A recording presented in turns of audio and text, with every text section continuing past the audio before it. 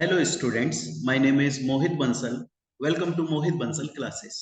Students, आज हम start करने वाले हैं CMA फाइनल के लॉ सब्जेक्ट जो कि पेपर नंबर 13 है बच्चों आपका, उसका बहुत ही एक इम्पोर्टेंट चैप्टर।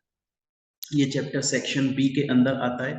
आपका लॉ सब्जेक्ट 3 सेक्शंस में डिवाइडेड है, तो ये सेक्शन बी का चैप्टर है। इस चैप्टर का नाम है बच्चों SEBI issue title and disclosure requirements 2018 regulations.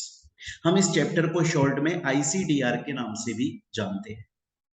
Students, एक बार इस चैप्टर को स्टार्ट करने से पहले मैं आप लोगों को ये बता दूं, और आपको पता भी होगा कि हमारे पढ़ाने का जो तरीका है वो ये है कि जैसे ही कोई टॉपिक कंप्लीट हुआ स्टूडेंट्स, तो ऑन द स्पॉट उससे रिलेटेड प्रीवियस ईयर में जो क्वेश्चंस आए हैं हम उन्हें सॉल्व कर लेते हैं।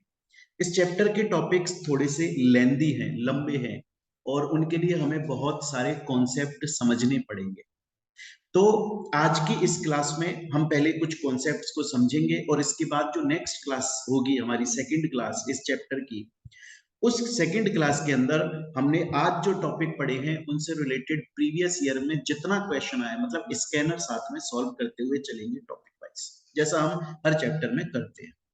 अच्छा, दूसरा मैं एक चीज और बता दूं बच्चों, आपके सीएमए मॉड्यूल के अंदर ये जो चैप्टर दिया हुआ है ना, वो थोड़ा अजीबोगरीब तरीके से दिया है, कहानी नहीं बनती है, बस ऐसे कोई भी टॉपिक उठा के मार दिया। मैं आपको इस चैप्टर को बहुत डिटेल में समझाऊंगा, और ऐसे काफी सारे टॉपिक्स मुझे समझाने पड़ेंगे जो कि आपके सिलेबस में नहीं दिए हैं, फिर भी वो समझाने पड़ेंगे, क्योंकि आपके सिलेबस के अंदर इस चैप्टर में जो जो टॉपिक्स दिए ना बच्चों, उन टॉपिक्स को अच्छे से समझाने के लिए मुझे कुछ एक्स्ट्रा टॉपिक्स भी पढ़ाने जरूरी होते हैं। ठीक है, तो बहुत इजी चैप्टर है, इंटरेस्टिंग चैप्टर है, आराम से और मस्ती से पढ़ने वाले हैं। देखिएगा बच्चों, स्टार्ट करते हैं। बहुत बार ये क्वेश्चन आता है कि सर आखिर आप ये जो चैप्टर पढ़ा रहे हो ICDR, issue of capital and disclosure requirement, आखिर इसका मीनिंग क्या है? बच्चों, इस चैप्टर का मैं इंट्रोडक्शन आपको बहुत डिटेल में दूंगा, पर शॉर्ट में एक छोटा सा मैं आपको बता देता हूँ, थोड़ा सा शॉर्ट में मैं आपको बता देता हूँ।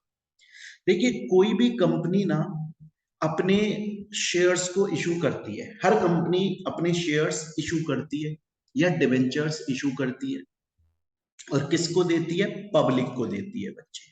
किसको देती है वो कंपनी? अपने शेयर्स, डिवेंचर्स, जो भी कंपनी इशू कर रही है वो पब्लिक को देती है। अब बच्चे, इशू करने के ना बहुत सारे तरीके होते हैं अलग अलग। आपने सीएमए इंटर में भी पढ़े हैं ये तरीके। जैसे मैं आपको डिटेल में समझाऊंगा एक एक चीज, अभी सिर्फ थोड़ा सा इंट्रोडक्शन दे रहा हूं, आपको ये समझ में आया कि आखिर हम ये चैप्टर क्यों पढ़ रहे हैं, क्या पढ़ना है हमें इस चैप्टर के अंदर। तो बच्चे, कंपनीज ना शेयर्स इशू करती हैं, डिवेंचर इशू करती हैं, पब्लिक को शेयर्स या डिवेंचर्स इशू करती हैं, और बहुत बार आईपीओ की फॉर्म में करती हैं। सर ये आईपीओ क्या होता है, सब समझाऊंगा। बहुत बार कंपनी राइट इशू लेकर आती है, बहुत बार कंपनी बोनस इशू लेकर आती है। ऐसे कंपनी बहुत बहुत बार कंपनी प्राइवेट प्लेसमेंट, मतलब कंपनी के कुछ लोगों को चुपचाप शेयर्स दे देती है। तो कंपनी के ना ऐसे बहुत सारे इश्यूज होते हैं अलग अलग, और उन इश्यूज के अंदर कंपनी अपने शेयर्स या डिवेंचर्स इशू करती है। अब ऑब्वियस बात है ना बच्चों, अगर कोई कंपनी आज इक्विटी शेयर्स इशू कर रही है आईपीओ के थ्रू, इनिशियल पब्लिक ऑफर के थ्रू, तो ऐसा तो नहीं है ना कि बस कंपनी ने सोचा कि मैं आज आईपीओ इशू कर देती हूं और बस वो बिंदास लेकर आ गई, ऐसे नहीं होता है। बहुत सारे रूल्स, रेगुलेशंस, टर्म्स, कंडीशंस होती हैं जो कि कंपनी को फुलफिल करनी पड़ती हैं, और हर इशू की अलग अलग कंडीशंस होती हैं बच्चों। अगर कोई कंपनी राइट इशू लेकर आ रही है, राइट इशू के अंदर शेयर्स या डिवेंचर इशू किए जा रहे हैं, तो उसकी अलग कंडीशंस है। जब तक वो कंडीशंस पूरी नहीं होंगी वो इशू नहीं आ सकता। कोई कंपनी डिपॉजिटरी रिसिप्ट लेकर आ रही है तो उसकी अलग कंडीशंस है। कोई कंपनी प्राइवेट प्लेसमेंट में शेयर इशू कर रही है, उसकी अलग कंडीशंस है। कोई कंपनी बोनस शेयर्स का इशू लेकर आ रही है, उसकी अलग कंडीशंस है। तो कंपनी अपने शेयर्स या डिवेंचर्स को अगर इशू कर रही है, चाहे से IPO, FPO, public offer, private placement, bonus issue, right issue, employees stock option scheme, हर चीज का अलग अलग terms conditions rules regulations law कानून बना हुआ है। कंपनी को वो रूल्स रेगुलेशंस फुलफिल करने पड़ते हैं, बहुत सारे डिस्क्लोजर्स देने पड़ते हैं, अलग अलग अथॉरिटीज को बताना पड़ता है आज हम ये लेकर आ रहे हैं, आज हम ये इशू लेकर आ रहे हैं, आज हमने इतने शेयर्स इशू कर दिए, बहुत सारे डिस्क्लोजर्स भी देने पड़ते हैं कंपनी को। बच्चों ये सब कुछ कि अगर कंपनी इनिशियल पब्लिक ऑफर लेकर आ रही है तो क्या क्या कंडीशंस हैं, फर्दर पब्लिक ऑफर ला रही है तो क्या क्या कंडीशंस हैं, और मैं एक एक चीज का मीनिंग समझाऊंगा, आईपीओ इनिशियल पब्लिक ऑफर क्या होता है, फर्दर पब्लिक, सब कुछ समझेंगे हम। तो ये कंपनी अगर कभी भी शेयर्स का डिवेंचर्स का इशू लेकर आ रही है ना, तो उसकी जो रूल्स रेगुलेशंस हैं, वो रूल्स रेगुलेशन इस चैप्टर के अंदर हमको पढ़ने।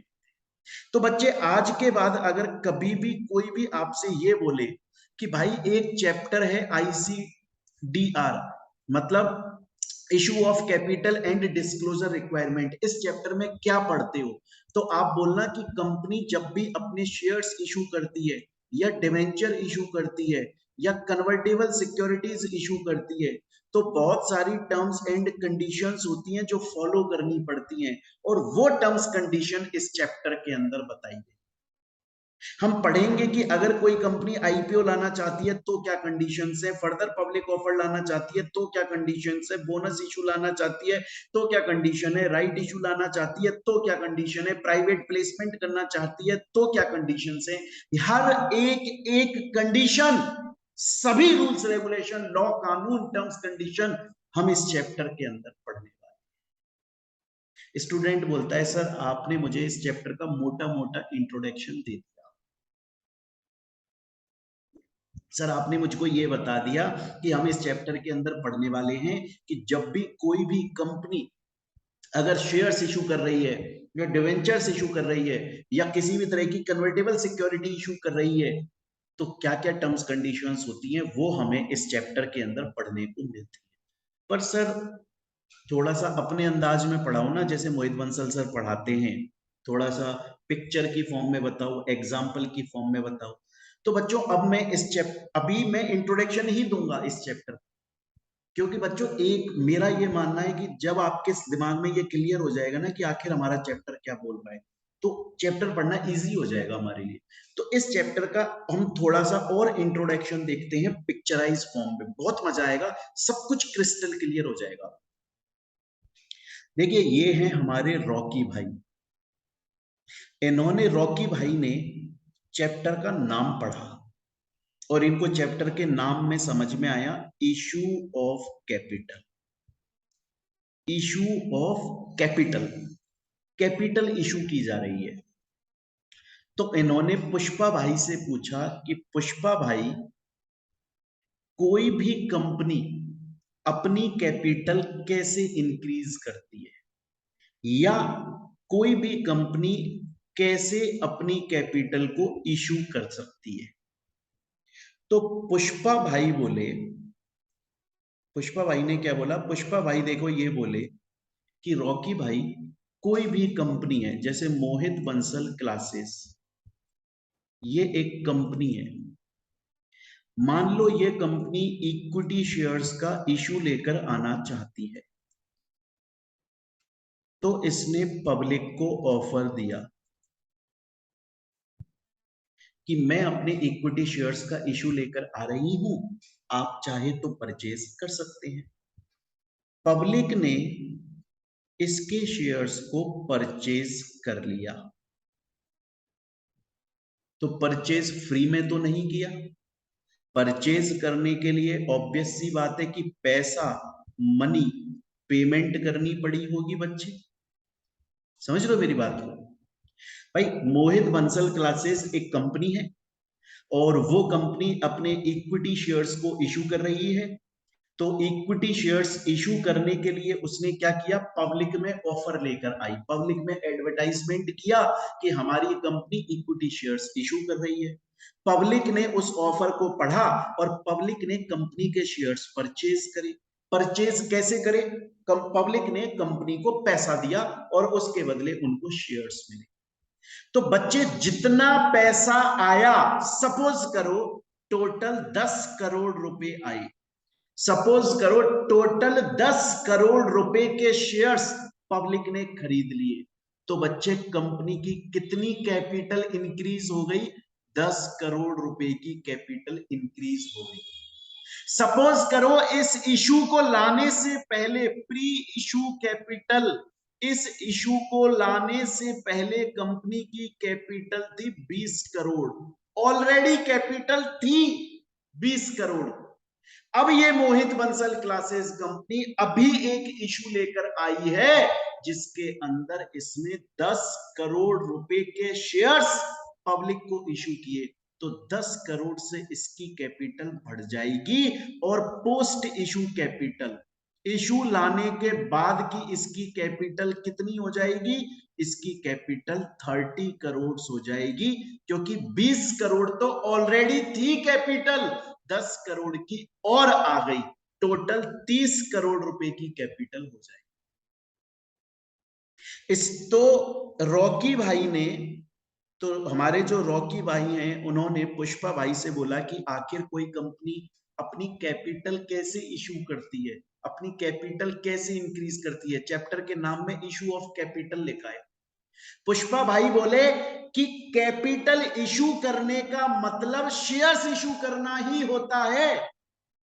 कंपनी जब शेयर्स इशू करती है, पब्लिक उन शेयर्स को परचेज करती है, तो जितना पैसा पब्लिक ने उन शेयर्स को परचेज करने के लिए दिया, उतने रुपए से कंपनी की कैपिटल बढ़ गई। तो कैपिटल इशू करने का मतलब शेयर्स इशू करना ही होता है। रॉकी भाई बोले बोले पुष्पा भाई, अगर मैं आपकी इस बात को ध्यान में रखूं तो क्या आप ये बोलना चाह रहे हो? आपने बोला अगर कंपनी पब्लिक को शेयर्स दे रही है तो उससे पैसा मिल रहा है, कैपिटल बढ़ रही है। अगर कंपनी अपने खुद के शेयर्स को वापस बाईबैक कर रही है, वापस परचेज कर रही है पब्लिक से, तो क्या कैपिटल घट जाती है? हाँ, अगर शेयर्स पब्लिक को दिए जा रहे हैं और पैसे की कमाई हो रही है, कैपिटल बढ़ती है।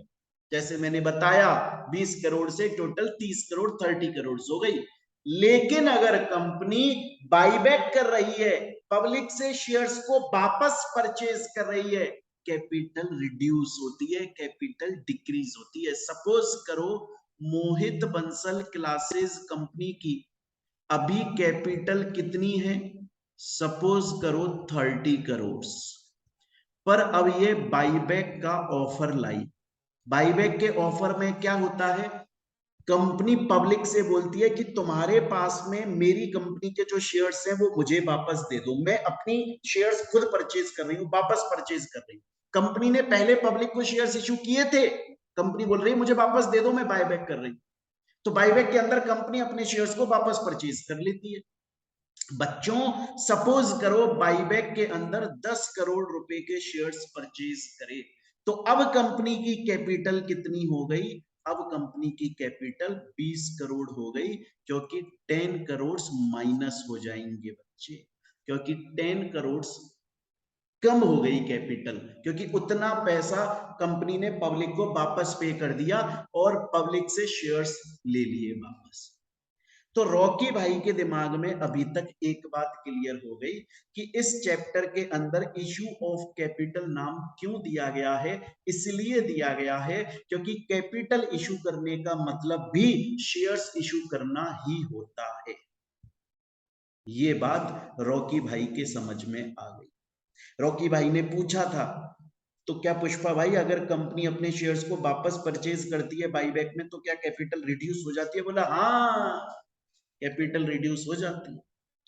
अब रॉकी भाई के दिमाग में एक नया कॉन्सेप्ट, एक नया क्वेश्चन आया। बोला पुष्पा भाई आपने बोला कैपिटल इशू करने का मतलब है शेयर्स इशू करना, मुझे बताओ कि कोई भी कंपनी अपने शेयर्स को या डिवेंचर्स को या कन्वर्टेबल सिक्योरिटी, किसी भी सिक्योरिटी को जिसको वो इशू करना चाहती है, कैसे कैसे इशू कर सकती है, क्या क्या तरीके हैं इशू करने के? पुष्पा भाई बोले बहुत सारे तरीके हैं। कंपनी बोनस इशू के अंदर अपने शेयर्स इशू कर दे, राइट इशू के अंदर अपने शेयर्स इशू कर दे। सबका मीनिंग अलग होता है और सबको मैं बारी बारी समझाऊंगा, एक एक करके सबको समझाऊंगा। कंपनी प्राइवेट प्लेसमेंट कर दे, कंपनी आईपीओ लेकर आ जाए, कंपनी फर्दर पब्लिक ऑफर लेकर आ जाए, company QIP qualified institutional placement, ऐसा कुछ भी कर सकते हैं। बच्चों फिर मैं बोल रहा हूं, कंफ्यूज मत होना कि सर आपने तो इतने सारे नाम बता दिए, हमें तो इनका मतलब नहीं पता। अरे मैं काहे के लिए बैठा हूं यार, फिर नहीं पता तो यही तो मेरा काम, यही तो है पढ़ाना। आपको पहले आईपीओ समझाऊंगा, एफपीओ समझाऊंगा, एक एक करके सब समझा दूंगा। आप इतना समझ लो कि रॉकी भाई ने पुष्पा भाई से सिर्फ इतनी सी बात पूछी है कि पुष्पा भाई कोई भी कंपनी अपने शेयर्स को, अपनी कन्वर्टेबल सिक्योरिटीज को, अपने डिवेंचर्स को कैसे कैसे पब्लिक तक इशू कर सकती है। तो पुष्पा भाई बता रहे बहुत सारे तरीके होते हैं यार। आईपीओ लिया हो, एफपीओ लिया हो, बोनस इशू लिया हो, राइट इशू लिया हो, प्रेफरेंशियल अलॉटमेंट लिया हो, प्राइवेट प्लेसमेंट लिया हो, बहुत सारे तरीके होते हैं। रॉकी भाई बोले पुष्पा भाई ठीक है, मुझे आपकी दो बात समझ में आ गई। पहली बात तो रॉकी भाई ने बोला मुझे ये समझ में आया कि इशू ऑफ कैपिटल का मतलब है इशू ऑफ शेयर्स। अगर शेयर्स इशू किए, अगर कंपनी ने शेयर्स इशू किए तो कैपिटल बढ़ी। अगर कंपनी ने शेयर्स वापस बायबैक कर लिए तो कैपिटल कम हो गई। उसके अलावा मुझे ये समझ में आ गया कंपनी कैसे कैसे शेयर्स इशू कर सकती है, ये आपने मुझे यहां समझा दिया। ओके। रॉकी भाई बोले पुष्पा भाई ये आईपीओ क्या होता है, इनिशियल पब्लिक ऑफर क्या होता है? इनिशियल पब्लिक ऑफर क्या होता है, आईपीओ क्या होता है? पुष्पा भाई बोले बड़ा ही इजी है। सबसे पहले तो आप इसको पढ़ो, पब्लिक ऑफर मतलब कंपनी पब्लिक को ऑफर दे रही है कि आइए और मेरे शेयर्स को परचेज कीजिए। शब्दों को तोड़ो, पी का मतलब पब्लिक, ओ का मतलब ऑफर, मतलब पब्लिक को ऑफर दिया जा रहा है। आई का मतलब है इनिशियल, और इनिशियल शब्द का मतलब होता है पहली बार। क्या होता है देखो बच्चों, अलग अलग क्लास के शेयर्स होते हैं, अलग अलग क्लास के शेयर्स होते हैं। सर अलग अलग क्लास के शेयर्स होते हैं, इसका मतलब क्या होता है? बड़े ध्यान से सुनिएगा बच्चों, बड़े ध्यान से सुनिए। आप मूवी देखने जाते हो, आपको पता है हर मूवी को रेटिंग्स मिलती हैं। किसी मूवी को अच्छी रेटिंग मिलती है, किसी मूवी को बेकार रेटिंग मिलती है। उसी तरह से जब भी कोई कंपनी अपना इशू लेकर आती है तो उसे पहले एक्सपर्ट लोगों से, उसको हम सीआरए बोलते हैं, क्रेडिट रेटिंग एजेंसी, लेकिन आपको इतना डिटेल में नहीं जाना, आप सीएमए कर रहे हो, सीएस नहीं कर रहे हो। इतना समझ लो, जब भी कोई कंपनी अपना शेयर्स इशू करना चाहती है तो उसको एक एजेंसी से रेटिंग लेनी पड़ती है। ये रेटिंग 5 पॉइंट स्केल पर चलती है। 5 पॉइंट स्केल का मतलब क्या होता है? ए प्लस, बी, सी, डी, ऐसे करके। अब सपोज करो, अब ना सपोज करो कि कंपनी है रिलायंस। रिलायंस कंपनी ने इक्विटी शेयर्स इशू करे जिनको रेटिंग मिली ए, और फिर और ये इशू करे थे जुलाई में, नवंबर में फिर इशू करे और उनको रेटिंग मिली ए प्लस, फिर फरवरी में इशू किए थे और उनको रेटिंग मिली बी। हो गए ना बच्चे अलग अलग क्लास के शेयर्स, ए क्लास के शेयर, ए प्लस क्लास के शेयर, बी क्लास के शेयर्स। आ रही है मेरी बात समझ में? अब बड़े ध्यान से सुनना, अब मैं समझाने जा रहा हूं आईपीओ, इनिशियल पब्लिक ऑफर क्या होता है। सपोज करो कि एक कंपनी है एयरटेल, बड़े ध्यान से सुनना बच्चे, बड़े ध्यान से। एयरटेल कंपनी आज ए क्लास के शेयर्स को पहली बार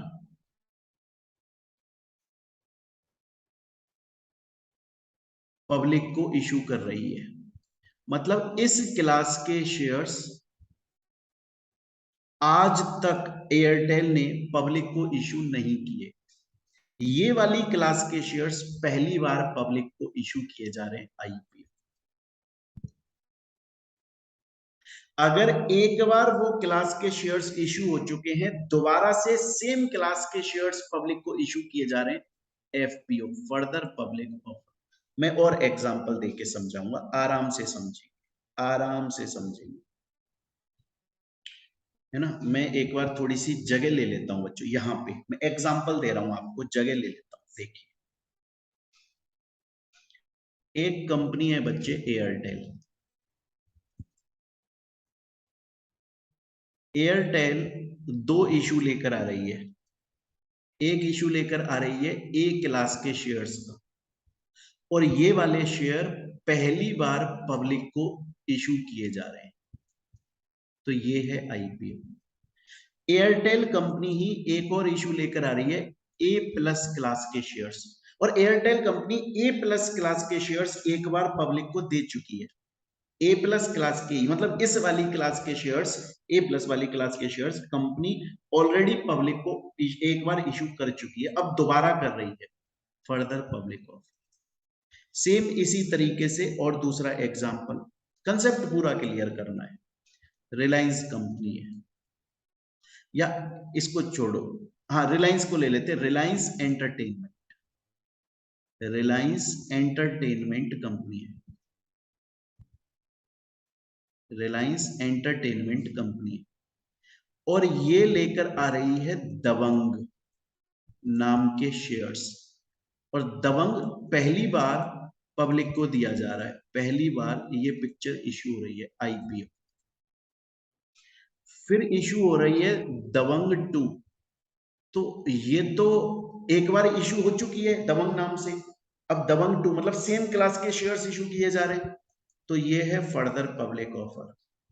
फिर लेकर आ रहे हैं एकता टाइगर, लेकिन ये वाली क्लास का शेयर तो पहली बार इशू हो रहा है, तो ये है आईपीओ। फिर लेकर आ रहे हैं टाइगर जिंदा है, तो ये तो एक बार इशू हो चुका है, इस क्लास का शेयर दोबारा से लेकर आया जा रहा है, ये है फर्दर पब्लिक ऑफर। फिर अब लेकर आ रहे हैं आपका क्या, भारत, भारत मूवी थी ना, रेडी, रेडी ले लेते हैं, रेडी मूवी, तो ये क्या है आईपीओ। आ रही है बात समझ में। फिर आ रही है सुल्तान, ये क्या है आईपीओ, क्योंकि इस क्लास के शेयर ऑलरेडी इशू नहीं हुए, अब आएगी सुल्तान 2, तो ये क्या है फर्दर पब्लिक ऑफर। मतलब अगर उस क्लास के शेयर्स आज तक उस कंपनी ने पब्लिक को इशू नहीं किए, पहली बार इशू हो रहे हैं, इनिशियल पब्लिक ऑफर। अगर वो क्लास के शेयर ऑलरेडी एक बार इशू हो चुके हैं, अब दोबारा से पब्लिक को इशू किए जा रहे हैं, तो बच्चे वो हो जाता है एफपीओ, फर्दर पब्लिक ऑफर। और यही बात हमारे पुष्पा भाई ने रॉकी भाई को समझाई है। जब भी कोई क्लास ऑफ शेयर पहली बार इशू होते हैं, वो आईपीओ होता है। अगर कोई क्लास ऑफ शेयर जो पहले ऑलरेडी इशू हो चुका है, अब दोबारा इशू हो रहा है, वो फर्दर पब्लिक ऑफर हो रहा है। तो रॉकी भाई के बाद ये क्या क्या समझ में आई बच्चों, देखो रिवीजन जरूरी है और आपके कंसेप्ट क्लियर होनी चाहिए। इशू ऑफ कैपिटल का मतलब है issue of shares, company shares issue कर रही है, कैपिटल बढ़ेगी, बायबैक कर रही है, कैपिटल घट जाएगी। उसके अलावा बच्चों मैंने आपको बताया कि कंपनी के पास ऐसे बहुत सारे तरीके होते हैं जिनके थ्रू कंपनी इशू लेकर आ सकती है। फिर मैंने बताया आईपीओ और एफपीओ क्या क्या होता है। अब रॉकी भाई ने बोला, पुष्पा भाई एक बात बताओ, क्या ये इनिशियल पब्लिक ऑफर कोई भी, मतलब हर कंपनी इशू कर सकती है? क्या ये आईपीओ, इनिशियल पब्लिक ऑफर नाम का ये जो इशू है, क्या इसके अंदर कोई भी कंपनी अपने शेयर या डिवेंचर को इशू कर सकती है? पुष्पा भाई बोले ना, ना, ना। यही बात तो ये चैप्टर करता है। अगर कोई भी कंपनी इनिशियल पब्लिक ऑफर लेकर आना चाहती है, अगर कोई भी कंपनी इनिशियल पब्लिक ऑफर के अंदर अपने शेयर्स या डिवेंचर्स को इशू करना चाहती है, तो भैया जरूरी है कि उस कंपनी ने कुछ कंडीशंस को फुलफिल किया हो। अगर वो कंपनी उन कंडीशंस को फुलफिल करती है तो वो इनिशियल पब्लिक ऑफर लेकर आ सकती है, वो आईपीओ के अंदर अपने शेयर्स डिवेंचर्स इशू कर सकती है। अगर कंपनी ने वो कंडीशन फुलफिल नहीं करी तो वो आईपीओ का ऑफर नहीं ला सकती। तो बच्चों यहां तक मैंने अभी तक आपको सिर्फ इस चैप्टर का इंट्रोडक्शन दिया है कि आखिर इस चैप्टर में हमें क्या पढ़ना है।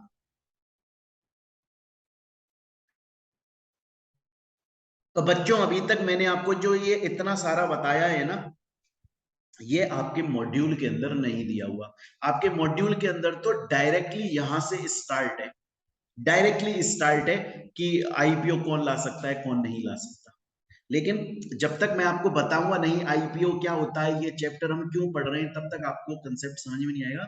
इसीलिए सीएमए मॉड्यूल का जो आपका कंटेंट है ना इस चैप्टर का, वो कम दिया हुआ है।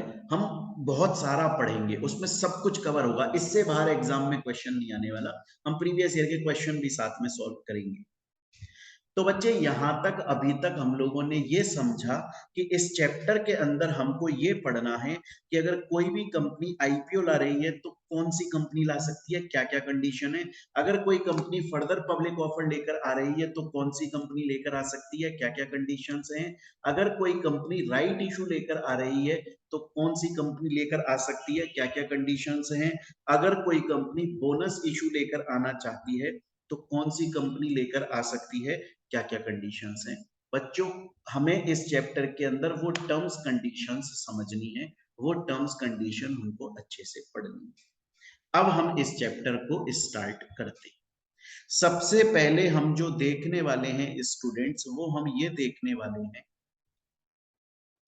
कि कौन कौन सी कंपनी इनिशियल पब्लिक ऑफर नहीं लेकर आ सकती। Entities not eligible, entities not eligible to make an initial public offer। कौन कौन सी कंपनीज, कौन कौन सी entities public initial public offer लेकर नहीं आ सकती, हमें ये पढ़ना है बच्चे। ये रेगुलेशन 5 है आपकी इस चैप्टर की। आईसीडीआर जो रेगुलेशंस हम पढ़ रहे हैं 2018 की, उसकी रेगुलेशन 5 में ये बात बताइए। बड़े आराम से पढ़ेंगे, बड़े प्यार से पढ़ेंगे, एक एक पॉइंट को क्लियर करेंगे, ध्यान से देखिए।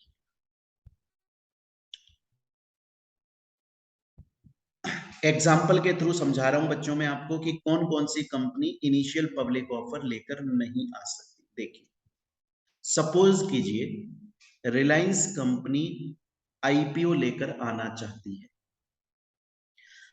जॉनी लीवर रिलायंस कंपनी के प्रमोटर हैं। राजपाल यादव जी रिलायंस कंपनी के डायरेक्टर हैं और हमारे बाबू भैया रिलायंस कंपनी के शेयर होल्डर है। क्लियर है ये चीज यहां तक। सपोज कीजिए कि रिलायंस कंपनी पब्लिक के पास में इनिशियल पब्लिक ऑफर लेकर आना चाहती है, आईपीओ लेकर आना चाहती है, लेकिन या तो खुद रिलायंस कंपनी को मना किया गया है कि आप सिक्योरिटीज मार्केट में ट्रेडिंग कर ही नहीं सकते। खुद उस कंपनी को मतलब इशूअर को, जो इशू करना चाहता है उसे मना कर दिया गया है कि आप मना कर दिया गया है कि आप ट्रेडिंग कर ही नहीं सकते सिक्योरिटीज मार्केट में, क्योंकि कंपनी ने कुछ गलती करी होगी तो उसे डीबार्ड कर दिया गया। क्या कर दिया गया? डीबार्ड। डीबार्ड का मतलब रोक देना, मना कर देना, स्टॉप, प्रोहिबिट कर देना। तो जो कंपनी आईपीओ का इशू लेकर आना चाहती है, अगर उसे सिक्योरिटीज मार्केट में ट्रेडिंग करने से मना किया गया, किसी भी तरीके की ट्रेडिंग एक्स वाई जेड, किसी मतलब वो सिक्योरिटी, वो शेयर्स खरीद ही नहीं सकती, बेच, वो नॉर्मल ट्रेडिंग नहीं कर सकती। अगर उस कंपनी को नॉर्मल ट्रेडिंग करने से भी डिवार्ड कर दिया गया है, मना कर दिया गया है, वो कंपनी आईपीओ नहीं ला सकती। या फिर उस कंपनी को मना नहीं किया गया, जो कंपनी आईपीओ का इशू लेकर आना चाहती है उसको मना नहीं किया गया, बल्कि उसके प्रमोटर को मना किया गया है, क्योंकि उसने कभी कोई फ्रॉड किया तो भी ये कंपनी नहीं ला सकती। क्योंकि दुनिया बोलेगी अबे रिलायंस कंपनी, तुम पब्लिक को, हमको इशू लेकर आ रहे हो, मतलब तुम हमसे बोल रहे हो कि हम तुम्हारी कंपनी में पैसा इन्वेस्ट करें, और तुमने खुद एक ऐसा प्रमोटर रख रखा है जो कि फ्रॉड आदमी है और उसको सिक्योरिटीज मार्केट में ट्रेडिंग करने से मना करा गया है। कमाल करते हो यार, तुम्हारे प्रमोटर ही फ्रॉड लोग हैं और हम तुम्हारी कंपनी में इन्वेस्ट करें? ना ना ना, ऐसा नहीं। अगर वो कंपनी जो खुद इशू लेकर आना चाहती है उसको मना कर दिया गया है तो भी आईपीओ का इशू नहीं आ सकता। अगर जो कंपनी इशू लेना चाहती, लेकर आना चाहती है उसको मना नहीं किया गया, उसके प्रमोटर को मना किया गया है, प्रमोटर रेस्ट्रिक्टेड है, तो भी वो कंपनी इशू नहीं ला सकती। या फिर ना तो उस इशूअर को मना किया गया है, ना ही उस प्रमोटर को मना किया गया है, उस कंपनी के डायरेक्टर को मना किया गया है, तो भी वो कंपनी इशू लेकर नहीं आ सकती। या फिर उस कंपनी का शेयर होल्डर जो कि अपने शेयर्स बेचना चाहता है, पहले तो एक बात समझ लो, अगर इशूअर मतलब रिलायंस कंपनी को मना है, वो ट्रेडिंग नहीं कर सकती, तो फिर वो आईपीओ नहीं ला सकती। अगर उसके प्रमोटर को मना है तो वो तो भी रिलायंस आईपीओ नहीं ला सकती।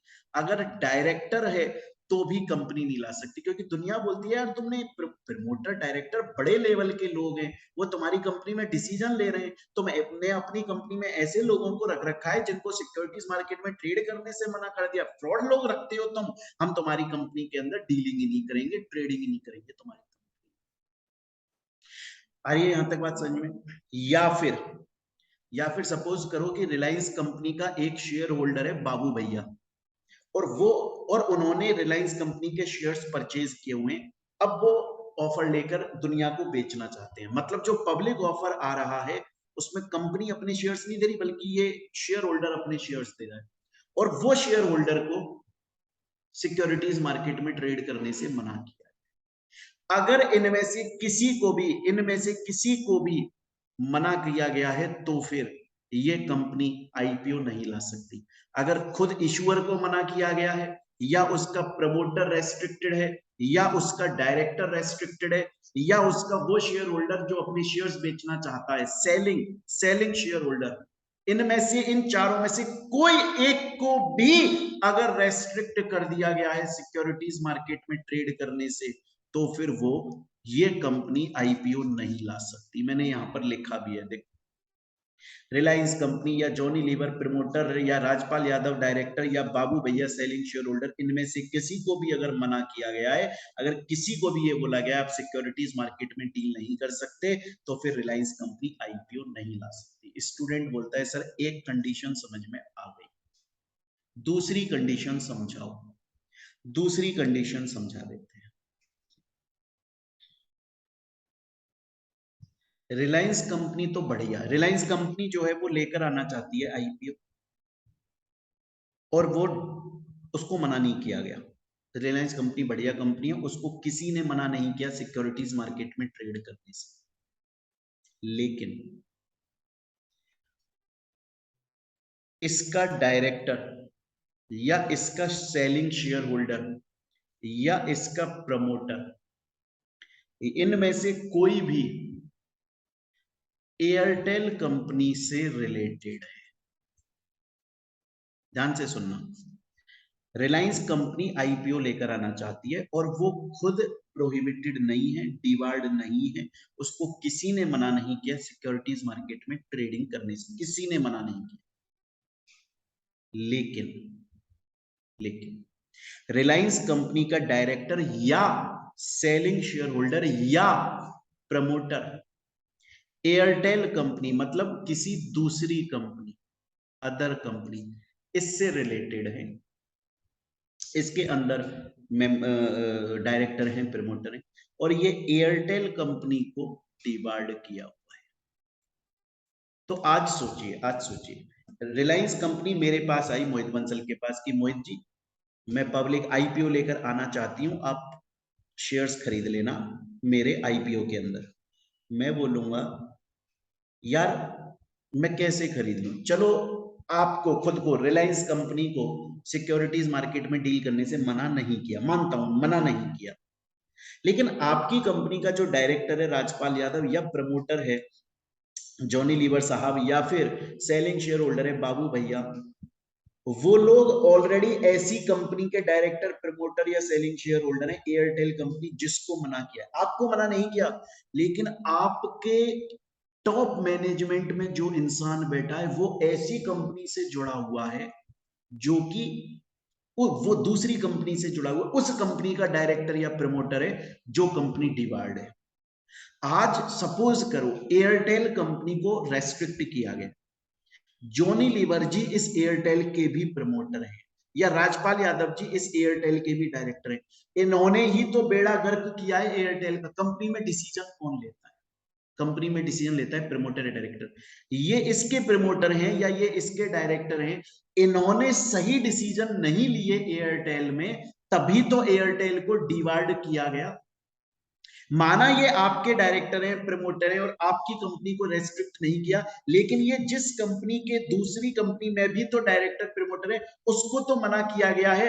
क्या गारंटी है इस बात की कि ऐसा ये आपकी कंपनी में नहीं करवाएंगे? अगर हमने इस आपके भरोसे पे पैसा दे दिया, इन्वेस्टमेंट कर दिया, ये लोग तो पहले ही एक कंपनी को बर्बाद कर चुके हैं, आपको भी बर्बाद कर देंगे। तो बच्चों अगर ध्यान से, अब 2 पॉइंट पढ़े हमने, अगर या तो खुद इशूअर रेस्ट्रिक्टेड है या उसका डायरेक्टर या सेलिंग शेयर होल्डर या प्रमोटर रेस्ट्रिक्टेड है तो आईपीओ नहीं आ सकता, या फिर इशूअर खुद रेस्ट्रिक्टेड नहीं है लेकिन उसके डायरेक्टर प्रमोटर या शेयर होल्डर ऐसी किसी दूसरी कंपनी के डायरेक्टर प्रमोटर या शेयर होल्डर है जो कि रेस्ट्रिक्टेड है, तो भी ये कंपनी आईपीओ नहीं ला सकती। लाने के लिए इनको हटाना पड़ेगा, कोई नया डायरेक्टर या प्रमोटर अपॉइंट करना। स्टूडेंट बोलता है सर 2 कंडीशन समझ में आ गई, आगे चलते। सर 2 कंडीशन मुझे समझ में आ गई, आगे चलते हैं, लेकिन सर मुझे एक बात बताओ, सपोज करो आपने बोला कि अगर खुद इशूअर मतलब कंपनी या फिर उस कंपनी का डायरेक्टर या फिर उस कंपनी का प्रमोटर या फिर उस कंपनी का सेलिंग शेयर होल्डर, अगर इनमें से कोई भी रेस्ट्रिक्टेड या डिवार्ड है सिक्योरिटीज मार्केट में ट्रेड करने से, या ये लोग किसी दूसरी कंपनी के director promoter selling share holder है और वो रेस्ट्रिक्टेड है, तो फिर ये कंपनी आईपीओ नहीं लेकर आ सकती। मैं समझ गया सर, दोनों पॉइंट समझ गया, पर एक क्वेश्चन है। सपोज कीजिए कि रिलायंस कंपनी इशू लेकर आना चाहती है, आईपीओ लेकर आना चाहती है, और उसके आईपीओ लाने से पहले इनकी जो रेस्ट्रिक्शंस थी, इनकी जो प्रोहिबिशन थी, वो एंड हो गई। अब ये अभी तक तो ये रेस्ट्रिक्टेड थे, अभी तक तो इनको मना किया गया था सिक्योरिटीज मार्केट में ट्रेड, किसी को भी मना किया गया था सिक्योरिटीज मार्केट में ट्रेड करने से, मान रहे हैं आपकी बात को यार, लेकिन ये रिलायंस कंपनी इशू लेकर आती उससे पहले वो रेस्ट्रिक्शन रिमूव हो गई, वो रेस्ट्रिक्शन हट गई। रिलायंस कंपनी अब जो आईपीओ लेकर आना चाह रही है, आईपीओ अभी तक लाई नहीं है, अब लेकर आना चाह रही है, उससे पहले इनकी जो रेस्ट्रिक्शंस थी, जो इनके ऊपर प्रोहिबिशन थी, जो इनको डिवार्ड किया गया था, उसको रिमूव करा जा रहा है, उसको हटाया जा रहा है, तो वैलिड है, तो कोई दिक्कत नहीं है। और तब रिलायंस कंपनी आईपीओ का इशू ला सकती है। और बच्चों ये इसका एक्सेप्शन है जो कि देखिए यहां पर लिखा हुआ। तो 2 कंडीशन हमने पढ़ ली, थर्ड कंडीशन पे आते हैं। अगर या तो सपोज करो कि रिलायंस कंपनी है, जैसे सपोज करो रिलायंस कंपनी है और वो आईपीओ लाना चाहती है, तो वो कौन हो गई? इशूअर। लेकिन उसने मान के चलो कहीं किसी से लोन लिया हुआ है, या पब्लिक को डिवेंचर इशू किए हुए हैं, या पब्लिक का पैसा अपने पास में डिपॉजिट किया हुआ है और रीपेमेंट नहीं किया, डिफॉल्ट कर दी जानबूझ के, विलफुल, अपनी मर्जी से। मतलब इनके पास पैसा है, ऐसा नहीं है कि पैसा नहीं, पैसा है, और ये चाहे तो पैसे का रीपेमेंट कर सकते हैं। अगर इन्होंने किसी बैंक या फाइनेंशियल इंस्टीट्यूशन से लोन लिया है तो उसको दे सकते हैं, या डिवेंचर्स को रिडीम कर सकते हैं, या डिपॉजिट्स को, जो भी इनके ऊपर पैसा उधार बाकी है किसी भी सेंस में, ये उसका रिपेमेंट कर सकते हैं, बट जानबूझ के नहीं कर रहे हैं, विलफुल डिफॉल्टर, मर्जी से डिफॉल्ट कर रहे हैं, मर्जी से, जानबूझ के। या तो खुद कंपनी इशुअर, या उसका प्रमोटर, या उसका डायरेक्टर जानबूझकर, जानबूझकर डिफॉल्ट कर रहे हैं, तो फिर ये आईपीओ नहीं लेकर आ सकते, तो फिर ये आईपीओ नहीं लेकर आ सकते। तो स्टूडेंट बोलता है सर अभी तक आपने 3 कंडीशन मेरे को बताई। पहली कंडीशन तो आपने बताई सर कि जो या तो इशूअर या प्रमोटर या डायरेक्टर या सेलिंग शेयर होल्डर डिवार्ड है, या फिर ये खुद डिवार्ड नहीं है लेकिन किसी ऐसी दूसरी कंपनी के डायरेक्टर, प्रमोटर या सेलिंग शेयर होल्डर है जो कि वो कंपनी डिवार्ड है। लेकिन एक्सेप्शन है कि आईपीओ लाने से पहले अगर वो रेस्ट्रिक्शन हट जाती है तो कोई प्रॉब्लम नहीं। फिर उसके बाद में बताया अगर इशूअर कंपनी या फिर डायरेक्टर या प्रमोटर अगर विलफुल डिफॉल्टर है तो फिर उस केस में नहीं ला सकते। अब एक last condition, second last condition, अगर प्रमोटर या डायरेक्टर इकोनॉमिक ऑफेंडर है, मतलब देखा जाए तो ये वाला पॉइंट और ये वाला पॉइंट सेम है, मतलब किसी के पैसे खा गए तो भी नहीं ला सकते। और एक ई पॉइंट और आ जाता है बच्चों, सिंपल सा पॉइंट है। सपोज कीजिए एयरटेल या कोई दूसरी कंपनी लो, टाटा कंपनी, इसने शेयर्स इशू किए थे, कन्वर्टेबल शेयर्स, या डिवेंचर इशू किए थे, मान लो कन्वर्टेबल डिवेंचर्स। डिवेंचर्स आपको पता है ना क्या होता है, कंपनी पब्लिक से पैसा लेती है। जैसे मैं कंपनी हूं मोहित बंसल क्लासेस, मैंने आपसे बोला कि लाओ मुझे पैसा दे दो और इसके बदले में मैं आपको इंटरेस्ट दूंगा। जैसे आप अपना पैसा बैंक में जमा कराते हो, मेरे पास कंपनी के पास जमा करा दो, मैं हर महीने इंटरेस्ट दूंगा, और जो मैच्योरिटी टाइम में बताऊंगा मैं उस मैच्योरिटी टाइम पे आपका पूरा पैसा वापस कर दूंगा, और इंटरेस्ट आपको एक्स्ट्रा कमाई हो जाएगी जैसे बैंक से हो। और इस बात को मैं अपने लेटर हेड पे लिख के दूंगा आपको कि मैंने आपसे पैसा लिया है, हर महीने इतना इंटरेस्ट दूंगा और प्रिंसिपल अमाउंट दे दूंगा मैच्योरिटी पे। इस उस डॉक्यूमेंट को, उस कागज के टुकड़े को जिस पर मैंने ये लिख कर दी है बात, उसको डिवेंचर बोलते हैं। अब डिवेंचर भी दो तरह का होता है, एक तो होता है कि मैंने पब्लिक से पैसा लिया और मैंने उनको बोला कि 2 साल बाद में मैं आपको पूरा पैसा दे दूंगा और हर महीने इंटरेस्ट देता रहूंगा, तो ये तो मैंने पैसा लिया और पैसा वापस कर दिया। एक होता है कि मैंने बोला कन्वर्टेबल डिवेंचर है, मतलब 2 साल बाद में जब मैच्योर हो जाएगा तो आपके पास ऑप्शन है, आप चाहें तो पैसा वापस ले लें, या फिर अगर कोई आदमी ये बोले कि साहब मुझे पैसा वापस मत करो, अपनी कंपनी के इक्विटी शेयर्स दे दो, जितना मेरा पैसा बनता है उतने रुपए के शेयर्स दे दो, तो मैं शेयर्स दे दूंगा। मैं यही बात बता रहा हूं। टाटा कंपनी ने कन्वर्टेबल डिवेंचर्स इशू करे थे, आज वो मैच्योर हो गए, मैच्योर हो गए, तो अब टाटा कंपनी को अब उन डिवेंचर्स के बदले इक्विटी शेयर्स देने चाहिए जिन जिन लोगों ने डिवेंचर्स खरीदे थे, या पैसा देना चाहिए। वो मैच्योर तो हो गए पर वो अभी तक अनपेड है, मतलब पब्लिक को वापस नहीं किए। या तो टाटा कंपनी उन डिवेंचर्स के बदले में अपनी इक्विटी शेयर्स देती या फिर पैसा वापस करती, लेकिन अनपेड है, नहीं दिया, तो फिर वो कंपनी आईपीओ नहीं ला सकती। एक्सेप्शन जो है वो ये बोल रहा है, यहां तक की बात समझ में आ गया? तो मैं दोबारा से वो पहले यहाँ एक्सेप्शन समझाऊंगा, पहले यहां तक समझ लो। 4-5 कंडीशन में समझाइए, मोटा मोटी 4 कंडीशन है, डी और सी पॉइंट सेम। एक तो मैंने समझाया कि आपका इशूअर या प्रमोटर या डायरेक्टर या फिर सेलिंग शेयर होल्डर डिफॉल्टेड है, रेस्ट्रिक्टेड है, या फिर ये लोग रेस्ट्रिक्टेड नहीं है लेकिन ये लोग ऐसी किसी कंपनी के डायरेक्टर, प्रमोटर या सेलिंग शेयर होल्डर है जो कि रेस्ट्रिक्टेड है, या फिर लेकिन अगर वो रेस्ट्रिक्शन खत्म हो जाती है आईपीओ से पहले तो प्रॉब्लम नहीं है, या फिर इन्होंने विलफुल डिफॉल्ट करी है ना, या फिर मैंने बोला कन्वर्टेबल डिवेंचर्स या कन्वर्टेबल सिक्योरिटीज है वो मैच्योर हो गई लेकिन पेमेंट नहीं किया। स्टूडेंट बोलता है यहां तक समझ में आ गया, लेकिन एक डाउट है सर, एक क्वेश्चन है मेरा। मैंने कहा बोलो। बोले सर सपोज करो दो कंपनी है, सपोज करो सर दो कंपनी है। एक कंपनी है सर एयरटेल और एक कंपनी है सर वोडाफोन। अब तो बीआई हो गया, वोडाफोन आइडिया, एग्जांपल के लिए वोडाफोन ले लेते हैं। सर एयरटेल कंपनी ने कन्वर्टिबल सिक्योरिटी इशू करी थी, वो मैच्योर हो गई लेकिन अभी तक अनपेड है, और ये कन्वर्टेबल सिक्योरिटीज उन्होंने पब्लिक को इशू करी नॉर्मली। क्या ये आईपीओ ला सकती है? ये आईपीओ नहीं ला सकती।